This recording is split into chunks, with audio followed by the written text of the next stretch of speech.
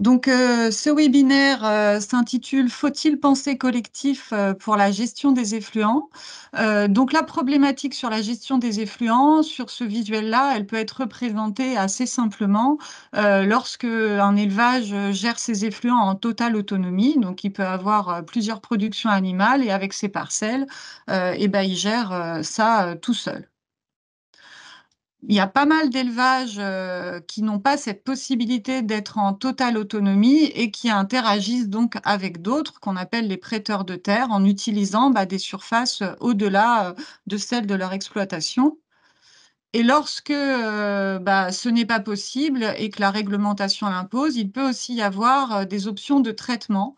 Donc ces traitements peuvent, utiliser des intrants qui viennent, de l'extérieur et les coproduits générés par les traitements peuvent être en partie épandus sur, la ferme et d'autres, vont se retrouver exportés. Donc, lorsque on est dans la situation d'un élevage, qui gère en totale autonomie et qu'on veut faire un bilan, environnemental ou durabilité de la solution, on va dire qu'on est dans une situation assez simple puisqu'on maîtrise, parfaitement, tout ce qui va se passer dans le système. Si jamais 2 éleveurs interagissent, ensemble en échangeant des choses au niveau des effluents, on va dire aussi qu'on est dans une situation relativement simple puisqu'on arrive à peu près à comptabiliser, les flux concernés. Par contre, si on arrive à plusieurs, exploitations qui commencent à échanger, dans différents sens, ça commence à se complexifier et si on est sur un territoire avec, plusieurs dizaines d'exploitations, ça devient très compliqué de faire le bilan de l'intérêt, déjà environnemental et sur d'autres aspects aussi de la situation. Donc c'est un peu de cette problématique-là qu'est parti le projet GEST, en essayant de répondre à des premières questions, qu'on va un peu qualifier de biotechniques, hein, donc déjà, quelle gestion collective possible à l'échelle du territoire concernant les effluents d'élevage? Et quel bilan technique et environnemental avant et après la gestion collective? En prenant en compte les échanges, en prenant en compte les économies d'échelle, réalisées et en prenant en compte l'économie circulaire, mise en place. Mais un territoire, c'est pas qu'une question biotechnique, de flux. Il y a des gens aussi, au niveau de chacune des exploitations avec des gérants et ces gérants, ils sont tous différents. Donc déjà, quand on parle, gestion collective, il y a potentiellement toute une partie d'entre eux qui vont pas être, intéressés pour rentrer dans une telle dynamique et parmi ceux qui peuvent être intéressés, certains vont être intéressés plutôt par une première solution A, d'autres par une solution B. Donc tous ces acteurs, au niveau du territoire sont déterminants, sur cette question de la gestion collective des effluents d'élevage et donc de ce fait, le projet s'est aussi intéressé à ces aspects sociologiques et a donc, cherché à répondre, aux questions de quel était le bilan des expériences passées ou en cours de gestion collective, des effluents, avec quels étaient les leviers et freins et quelles étaient les motivations, des acteurs, pour s'y engager. Donc le projet GEST, c'est un projet qui a duré 3 années, 2021 jusqu'à 2023. Il était porté par l'IFIP et 9 partenaires étaient associés à ce projet, avec INRAE, 2 chambres d'agriculture, des régions Bretagne et Pays de la Loire, l'Institut de l'élevage, l'IDEL, l'Institut de l'aviculture avec l'ITAVI, l'Institut agro, l'ESA d'Angers, l'ACUMA Ouest et le CIRAD.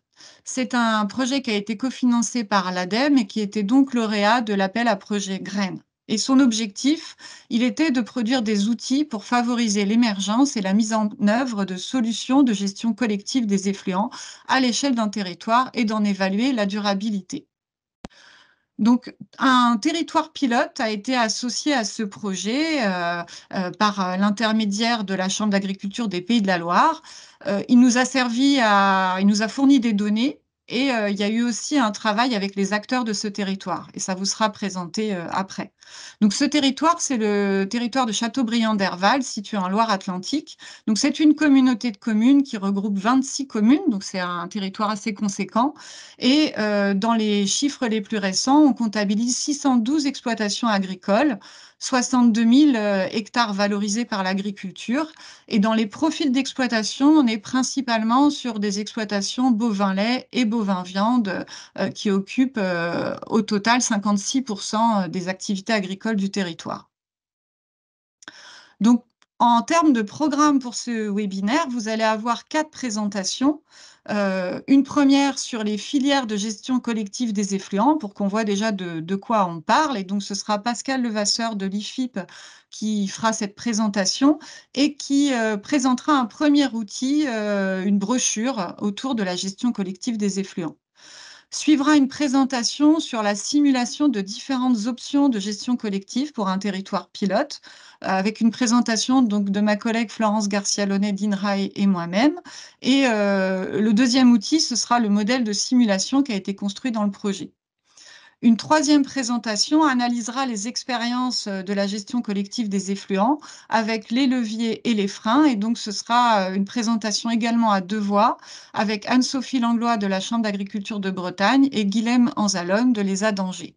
Le troisième outil sera une grille d'auto-évaluation qui vous sera présentée. Et la dernière présentation sera sur la co-construction d'une gestion collective des effluents avec des acteurs du territoire de Châteaubriand-Derval. Présentation également à deux voix avec Gilles Martel d'INRAE et Céline Joly de la Chambre d'agriculture des Pays de la Loire. Et ils vous présenteront le jeu sérieux Fertilico. Alors, vous êtes 210 à vous être inscrits pour ce webinaire. Donc, pour le déroulement facilité de ce webinaire, on a coupé les caméras et vos micros. Par contre, vous êtes bien invités à vous exprimer au cours des présentations. Donc, chaque présentation sera suivie d'une session de questions d'à peu près 5 minutes. Et donc, on pointera vos questions dans le chat. Donc, c'est vraiment là que vous devez vous exprimer pendant les présentations, principalement parce qu'après, bah, on va justement lire les questions et les poser aux intervenants. Donc voilà comment ça va se dérouler. Et on va faire une session de questions après chacune des présentations qui vont durer à peu près 15 minutes.